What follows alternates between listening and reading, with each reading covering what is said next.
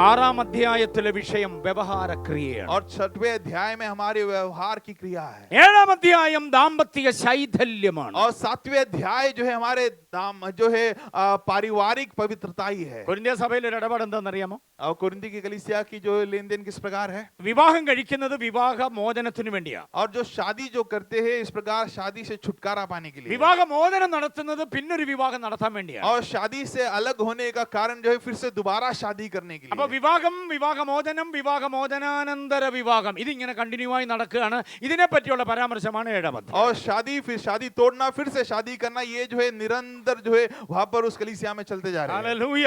Hallelujah. ദാമ്പത്യ ജീവിതത്തെ ഒക്കെ നന്നായിട്ട് പരിശോധിച്ചോണേ. और हमारे पारिवारिक जीवन को भी अच्छे रीति से जरा हमें परखना है.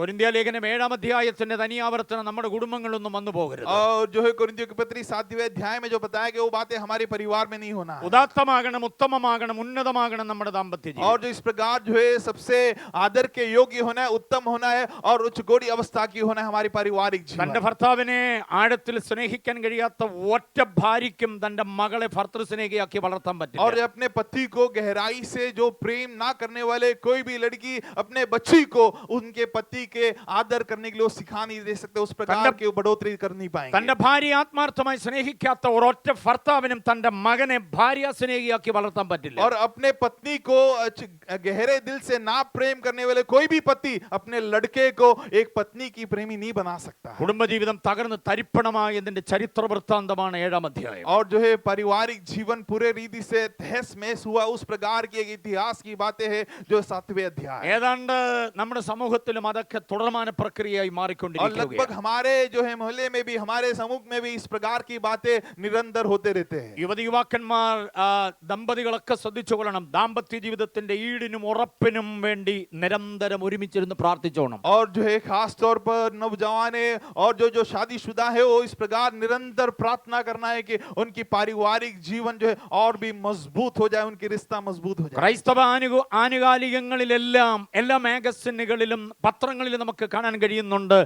വിവാഹം അന്യാധീനപ്പെട്ട ശേഷം വീണ്ടും പുനർവിവാഹത്തിന് വേണ്ടിയുള്ള പരസ്യങ്ങൾ കാണാറുണ്ട്. और जो है क्रिश्चियन जो है मैगजीन्स में नहीं तो पत्रिकाएं में हम काफी सारे एडवर्टाइजमेंट्स देखते हैं जिनका शादी टूट चुका है दोबारा और शादी करने के लिए इस प्रकार एडवर्टाइजमेंट्स देते हैं. അതിനകത്തെല്ലാം വിശേഷമായ ഒരു വാചകമുണ്ട്. और उसमें खास तौर पर एक जो है शब्द जो एक स्टेटमेंट दिया जाते हैं തന്റേതല്ലാത്ത കാരണത്താൽ. और उनकी गलती ना होने के कारण से. പിന്നെ ഏത് കാരണമാണെന്ന് പറ. अगर ऐसा है तो किसका गलती है? ഇതായിരുന്നു കൊരിന്ത്യ ലേഖനം ഏഴാം അധ്യായം. और यही कोरिन्थियों की पत्री 7वें अध्याय. എട്ടാം അധ്യായത്തിലെ വിഷയം വിഗ്രഹാർപ്പിത ഭോജ്യമാണ്. और 8वें अध्याय का विषय जो है इस प्रकार मूर्ति पूजा को दिया गया जो भोजन खाना. വിവിധ സങ്കല്പ ശക്തികൾക്ക്, ആവാഹന ശക്തികൾക്ക് വിവിധ ദേവി ദേവന്മാർക്ക് അർപ്പണം ചെയ്തത് വിപണിയിൽ വിളമ്പുമ്പോൾ കാശ് കുറച്ച് അത് വാങ്ങിച്ചുകൊണ്ട് വന്ന് കഴിക്കുന്ന കൊരിന്ത്യ സഭയിലെ വിശ്വാസികളെ പൗലോസ് നന്നായി ശകാരിക്കുന്നതാണ് എട്ടാം അധ്യായം. और अलग अलग देवी देवताओं को अर्पण किया हुआ भोजन इस प्रकार जो है बाजार में कम दाम में खरीदते हुए उससे जो छकने वाले उसे खाने वाले लोगों को बड़े रीति से प्रेरित पौलुस ताड़ना दिया है. ഒമ്പതാം അധ്യായം സുവിശേഷീകരണം ഇല്ലായ്മയ്ക്കെതിരെ പൗലോസ് അവരെ और ബോധവൽക്കരിക്കുന്നു. 9वें अध्याय में इस प्रकार सुसमाचार ना होने के वजह से उन्हें इस प्रकार उसके बारे में समझ दिलाते हैं. രക്ഷിക്കപ്പെട്ടാൽ മാത്രം പോരാ, രക്ഷയുടെ സുവിശേഷത്തെ നാടുനീളെ എല്ലാ നാൽക്കവലകളിലും ഇടവഴിയിലും പെരുവഴിയിലും പട്ടണ പ്രാന്തങ്ങളും അറിയിച്ചേ പറ്റുള്ളൂ. और केवल उद्धार पाने से काम नहीं होगा, उसके बाद जो है हर एक जगहों में, हर एक सड़क में, कोने में और हर एक जगहों में जो परमेश्वर की जो प्रचार को फैलाना है. ഡിസ്ട്രിക്റ്റിന്റെ കൺവെൻഷൻ കഴിഞ്ഞു പോകുമ്പോൾ സുവിശേഷീകരണം എന്ന് പറയുന്ന മഹത്തായ ദൗത്യം ഏറ്റെടുത്തുകൊണ്ട് മടങ്ങാൻ കഴിയും. और इस हमारे डिस्ट्रिक्ट की कन्वेंशन के बाद सुसमाचार उस जिम्मेदारी को उठाते हुए हमें यहाँ से लौटना है. പുതിയ പുതിയ ആത്മാക്കളെ സമ്പാദിക്കുവാനുള്ള തിരക്കായിരിക്കണം നമ്മുടെ ജീവിതത്തിൽ ഇനിയുള്ള നാളുകൾ. और नए नए आत्माओं को कलीसिया में जोड़ने के लिए और नए नए आत्माओं को प्रभु में ले आने के लिए हम व्यस्त होना है. പത്താം അധ്യായത്തിലേക്ക് വരുന്നത് ആത്മിക അധപ്പതനത്തിന്റെ ചരിത്ര ദൃഷ്ടാന്തമാണ്. और जो है 10वें अध्याय में आत्मिक रीति से तहस महस हुआ उस अनुभव के बारे में. ഈ മരുപ്രയാണത്തിൽ വഴിമരണം സംഭവിക്കാതിരിക്കാൻ നാം സൂക്ഷിച്ചുകൊള്ളണമെന്നുള്ള അനുഗ്രഹീതമായ നിർദ്ദേശങ്ങളാണ് പത്താം അധ്യായം. और 10वें अध्याय में हमारे जीवन यात्रा में जो है और हम किधर भी जो फंस ना जाए, परमेश्वर की उपस्थिति में भटक ना जाए, उस प्रकार हमें चेतावनी देने वाली बातें. അവരിൽ മിക്കപേരിലും ദൈവം പ്രസാദിച്ചില്ല, അവർ വഴിയിൽ പട്ടുപോയി എന്നുള്ള ചരിത്രമാണ് പത്താം അധ്യായം. और 10वें अध्याय की जो इतिहास में यही बताया कि उनमें से कईयों में परमेश्वर प्रसन्न नहीं हुआ और बीच मार्ग में वो नाश हो चुके हैं. ചിന്ത ഞാൻ പറയാം, ഞെട്ടിപ്പോകുന്ന ഒരു ചിന്ത ഞാൻ പറയാം. और एक विचार में बताना चाहूंगा, आप घबरा जाएंगे. ചെങ്കടലിന്റെ വിഭജനം കണ്ടതിൽ രണ്ടേ പേർ ഒഴികെ ബാക്കിയുള്ളവരെല്ലാം മരുഭൂമിയിൽ പട്ടുപോയി. യോർദാന്റെ വിഭജനം കാണാൻ രണ്ടേ പേർ ആ ചെങ്കടലിന്റെ വിഭജനം കണ്ടവരിൽ ഉണ്ടായിരുന്നുള്ളൂ. और जो है लाल समुद्र की विभाजन को देखा हुआ लोगों में से केवल 2 ही जन बचा हुआ है, केवल योर्दान की विभाजन को देखने के लिए, क्योंकि बाकी सारे लोग मरुस्थल में मर चुके हैं, मिट चुके हैं. ചെങ്കടലിന്റെ വിഭജനവും യോർദാന്റെ വിഭജനവും കണ്ട 2 പേർ യോശുവയും കാലേബും മാത്രമാണ്. और जो लाल समुद्र की 2 भागों में वो बढ़ चुका है, उसे देखा हुआ केवल 2 ही व्यक्ति योशुआ और कालेब है. ആത്മീയ നേതൃത്വത്തിന്റെ മുഖ്യധാരയിൽ നിന്ന് മോശ, അഹരോൻ, മിരിയാം അടക്കമുള്ളവരെല്ലാവരും വഴിമരണം और സംഭവിച്ചവരാണ്. आत्मिक जो नेतृत्व के मुख्य रीति में रुका हुआ मूसा, मिरियम और एरून जो है, ये सब कुछ जो है बीच में मर चुके हैं. ഉന്നത സ്ഥാനത്താകുന്നതല്ല കാര്യം, ദൈവപ്രസാദം പ്രാപിക്കുന്നതാണ് और കാര്യം. बड़े ऊंचे स्थान में होना मुख्य बात नहीं, बल्कि परमेश्वर की प्रसन्नता को अपने जीवन में प्राप्त करना मुख्य है. 10-5 വാക്യം നമ്മുടെ നെഞ്ചകത്തിലേക്ക് വന്നു പതിക്കേണ്ട സ്കട്ട് മിസൈൽ പോലെയുള്ള ഒരു और വാക്യമാണ്. 10वें अध्याय के 5वें वाक्य जो हमारे हृदय में आकर लगने वाले, छूने वाले वाक्य के समान होना है. എല്ലാവരും മേഘത്തിൻ കീഴിലായിരുന്നു, എല്ലാവരും സ്നാനമേറ്റവരാ, എല്ലാവരും സ്വർഗീയ ഭോജനം, എല്ലാവരും എല്ലാം അനുഭവിച്ചവരാ. പക്ഷെ അവരെല്ലാവരിലും ദൈവം പ്രസാദിച്ചില്ല. और सारे लोग बादल के छाया में थे और इस प्रकार स्वर्ग की भोजन में शामिल हुआ है, पर इन तमाम लोगों के ऊपर, कईयों के ऊपर परमेश्वर प्रसन्न नहीं हुआ है. ദൈവപ്രസാദത്തെ കുറിച്ച് ഞാനൊരു ചിന്ത പറയാം. और परमेश्वर की प्रसन्नता के बारे में एक विचार बताना चाहूंगा. ദൈവത്തിന് നമ്മളോട് പ്രസാദമാണോ അല്ലയോ എന്നുള്ള പെട്ടെന്ന് തിരിച്ചറിയില്ല. और परमेश्वर क्या हमसे प्रसन्न है या नहीं, जल्दी से हम समझ नहीं पाएंगे. രാവിലെ കട്ടൻ കാപ്പിയും കൊണ്ടുവരുന്ന ഭാര്യയുടെ മുഖത്തോട്ട് നോക്കിയാൽ അറിയാം പുള്ളിക്കാരുടെ മൂഡ് ശരിയാണോ അല്ലയോ और എന്നുള്ളത്. सवेरे सवेरे आपको कॉफी देने वाले, चाय देने वाले पत्नी की चेहरे में देखे तो समझ में आएगी क्या उनकी मूड सही है कि नहीं. പത്രം വായിച്ചുകൊണ്ടിരിക്കുന്ന അച്ഛനോട് നിങ്ങൾ ഭാര്യമാർ വല്ലതും ചോദിച്ചാൽ അദ്ദേഹം തരുന്ന ഉത്തരത്തിന്റെ ടോൺ കേൾക്കുമ്പോഴറിയാം പുള്ളിയുടെ മൂഡ് ശരിയാണോ അല്ലയോ എന്നുള്ളത്. और पत्र पढ़ने वाले पतियों से अगर पत्नी लोग कुछ पूछ ले तो वो पता चल जाएगी, उनकी शब्द की रीति को सुनकर पता चलेगी क्या वो सही रीति से बोल रहे नहीं बोल रहे हैं. രാവിലെ ബ്രേക്ക്ഫാസ്റ്റ് ഉണ്ടാക്കിക്കൊണ്ടിരിക്കുന്ന മമ്മിയുടെ അടുക്കലേക്ക് മോള് എന്റെ മാത്സിന്റെ ബുക്ക് കണ്ടായിരുന്നോ മമ്മി എന്ന് ചോദിച്ച് ചെല്ലുമ്പോൾ കിട്ടുന്ന മറുപടി കേൾക്കുമ്പോൾ അറിയാം മമ്മിയുടെ മൂഡ് എന്ത് വന്നു. और सवेरे ब्रेकफास्ट नाश्ता बनाने वाले मम्मी के पास जो है बेटी अगर जाकर पूछे मम्मी क्या आपने मेरे मैथ्स की जो है बुक देखा है, इस प्रकार पूछे तो उनकी जवाब में पता चलेगा क्या उनकी मूड सही है कि नहीं. മമ്മി എന്ന പുണ്യത്തെ നമിക്കുക സത്യത്തിൽ. और मम्मी नामक ये जो उन्हें हम पूरे रीति से उन्हें वंदना देते हैं और हम उनकी नमस्कार करते हैं. 2-3 കുഞ്ഞുങ്ങളുള്ള മമ്മിമാര് രാവിലെ അനുഭവിക്കുന്ന പാട് ഭയങ്കര. और 2-3 बच्चे होने वाले मम्मी लोग सवेरे बहुत कष्ट झेलते हैं. എന്റെ മാത്സിന്റെ ബുക്ക് കണ്ടായിരുന്നു എന്ന് ഒരാള്. और एक बच्चे पूछते हैं कि क्या मेरी गणित की पुस्तक देखा है. മമ്മി എന്റെ സോക്സ് കണ്ടായിരുന്നു എന്ന് വേറൊരാള്. और दूसरा बच्चे पूछते हैं मम्मी क्या आपने मेरी जो सॉक्स देखा है, मोजा देखा है. മമ്മി എന്റെ ഫോൺ എന്ത് ചെയ്യുന്നു വേറൊരാള്. और दूसरा पूछते हैं मम्मी मेरे फोन कहाँ पर है. ഈ മമ്മിയുടെ ഭർത്താവ് ഒരു ശുശ്രൂഷകനാണെങ്കിൽ अगर ये मम्मी का पति एक सुसमाचारक है तो എന്റെ ഊറീം കണ്ടായിരുന്നു, തുമ്മീം കണ്ടായിരുന്നു, എന്റെ മാർപ്പതക്കം കണ്ടായിരുന്നു എന്ന് ചോദിച്ചു. അങ്ങനെ ഒരു ശുശ്രൂഷ. और मेरे उरीम तुमीम और इस प्रकार की जो है वस्त्रों की बातों को पूछेंगे और पूछेंगे क्या आपने देखा है कि नहीं. ഇട്ടാവട്ടത്തിൽ ആ പാവ എത്ര കിലോമീറ്റർ ഓടുന്നതെന്ന് അറിയാം. और छोटे से कमरे में कितने किलोमीटर दौड़ लगाती है. പക്ഷെ ചില മറുപടി കേൾക്കുമ്പോൾ അറിയാം നമുക്ക് മൂഡ് എങ്ങനെയാണെന്നുള്ളത്. और कुछ उनकी जवाब सुनते समय हमें पता चलता है कि उनकी मूड कैसा है. പക്ഷേ ദൈവത്തിന് നമ്മോടുള്ള മൂഡ് എങ്ങനെയാണെന്ന് പെട്ടെന്ന് അറിയത്തില്ല. पर परमेश्वर को हमारी और जो मूड जो है हमें समझ में नहीं आएगा. ദൈവത്തിന് നമ്മളോട് സ്നേഹമാണോ വിരോധമാണോ പ്രസാദമാണോ നീരസമാണോ എന്ന് അറിയില്ല और പെട്ടെന്ന്. परमेश्वर हमारी और प्रेम करते नहीं करते या प्रसन्न है अप्रसन्न है करके हम जल्दी समझ नहीं पाते. 95 സങ്കീർത്തനം 10 വാക്യം വായിക്കുന്നു, 40 ആണ്ടിനിക്ക തലമുറയോട് നീരസമായിരുന്നു. और 90 वचन संहिता 95 वर्ष 10 में हम इस प्रकार पढ़ते हैं कि 40 साल तक मैं उस पीढ़ी से नाराज था. 40 വർഷം എനിക്ക് और നീരസമായിരുന്നു. 40 साल तक मैं उस पीढ़ी से नाराज थे. കേൾക്കണോ? ഇനി അടുത്ത് പറയുന്നത് കേൾക്കണോ? और अगला पद आपको सुनना है. 40 വർഷം നീരസമായിരുന്നെങ്കിലും ഒറ്റ ദിവസം പോലും ദൈവം മന്ന മുടക്കിയില്ല. और 40 साल इतना नाराज होने के बावजूद भी एक दिन भी परमेश्वर ने मन्ना को रोका ഒരു नहीं. ദിവസം പോലും ദൈവം വെള്ളം और കൊടുക്കാതിരുന്നില്ല. एक दिन भी पानी के बगैर उन्हें जीने की अनुमति नहीं दिया. ഒരു ദിവസം പോലും മേഘത്തിന്റെ കുട മാറ്റി അവരെ വെയിൽ കൊള്ളിച്ചില്ല. और एक दिन भी जो है उस बादल की छाता को हटाते हुए उन्हें धूप लगने नहीं दिया. ഒറ്റ രാത്രി പോലും അഗ്നിസ്തംഭത്തെ പിൻവിളിച്ചില്ല. और एक रात को भी जो है आग की कंबे को दोबारा बुलाया नहीं. ആരെ ഇങ്ങനെ നടത്തിയേ? और इस प्रकार किसे परमेश्वर ने ആരെ चलाया? ഇങ്ങനെ നടത്തിയേ? और इस रीति में किसे परमेश्वर ने चलाया? ഇസ്രായേൽ എന്നുള്ളത് വിട്ടേരെ, നീരസമുള്ള ജനത്തെ. और इस्राएल नामक वो तो आप छोड़ दीजिए, जिसे परमेश्वर नाराज है उन्हें उन्हें इस रीति में चलाया അപ്പൊ ഞാൻ है। പറഞ്ഞ അർത്ഥം മനസ്സിലായോ? നമ്മോട് ദൈവത്തിന് നീരസമാണെങ്കിൽ കഴിക്കാനും കുടിക്കാനും ഉടുക്കാനും കയറി സഞ്ചരിക്കാനുള്ള വാഹനവും റിയാലും ദീർഘവും ദറംസും ഡോളറും യൂറോയും പൗണ്ടും ഒക്കെ ദൈവം തന്നോണ്ടേയിരിക്കും. അന്നേരം നമ്മൾ ചിന്തിക്കുന്നത് ദൈവത്തിന് നമ്മളോട് ഭയങ്കര ലവ് ആണെന്ന്. और मैं बोलने का मकसद इतना ही है, जब भी परमेश्वर हमसे नाराज है उसके बावजूद भी हमें प्रतिदिन की जो बातों को परमेश्वर प्रबंध करेंगे और चाहे जो है पीने के लिए, खाने के लिए, मकान, गाड़ी सब कुछ देंगे और अलग अलग देशों की करेंसीज भी हमें देंगे, पर इसके बीच में हम सोचेंगे कि परमेश्वर हमसे प्रसन्न है। Good translation. കൈയൊന്ന് അടിച്ചത് നിങ്ങൾ.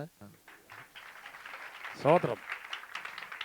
നമുക്ക് കിട്ടാനുള്ളതെല്ലാം മുറ തെറ്റാതെ കിട്ടുമ്പോൾ ദൈവത്തിന് നമ്മളോട് ഭയങ്കര പ്രണയമാണെന്നൊന്നും ചിന്തിക്കരുത്.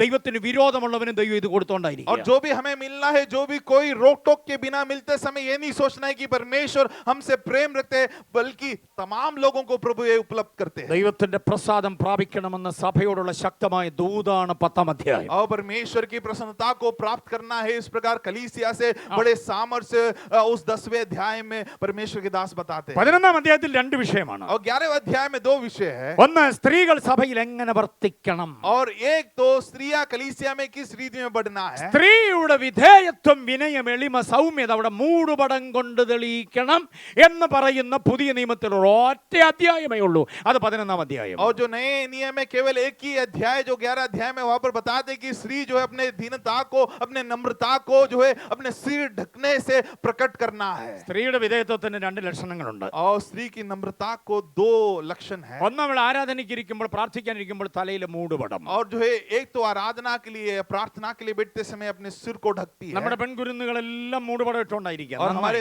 सारे लड़कियां बच्चे जो है अपने सिर को ढककर बैठी है। അത് 11-ാം അധ്യായത്തിന്റെ യഥാർത്ഥമായ അനുഭവമാണ്. और वो 11वें अध्याय के हकीकत की बात है वो। ഇനി ഒരു പെൺകുട്ടിക്ക്, ഒരു സ്ത്രീക്ക് വിധേയത്വ മനോഭാവം ഉണ്ടോ എന്നറിയാൻ വേറൊരു ലക്ഷണം കൂടെ ഉണ്ട്. और अब एक स्त्री को, नहीं तो एक बालिका को इस प्रकार वो लोगों के सामने विनय है करके समझने के लिए दूसरा और बात है। ഒരു സ്ത്രീയോട് ചോദിക്കണം, വാട്ട് ഈസ് യുവർ നെയിം.